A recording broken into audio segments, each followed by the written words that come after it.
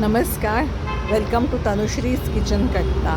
आज अक्षय तृतीयाच्या तुम्हा सर्वांना खूप खूप शुभेच्छा. अक्षय तृतीयाला पणं आणि आंबे डाळ, वाटली डाळ म्हणतो आपण, कैरीची, ती करतो.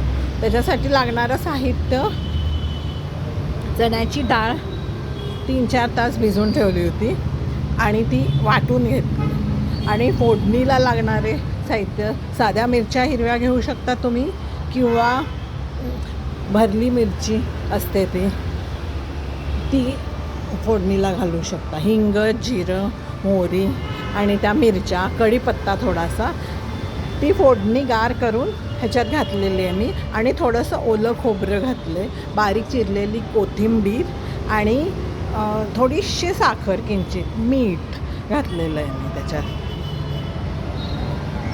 मीठ आणि साखर थोडीशी घातली.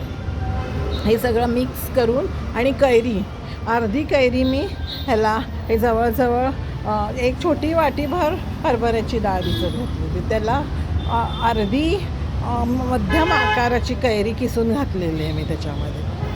आणि लोणचं पण केलेलं आहे.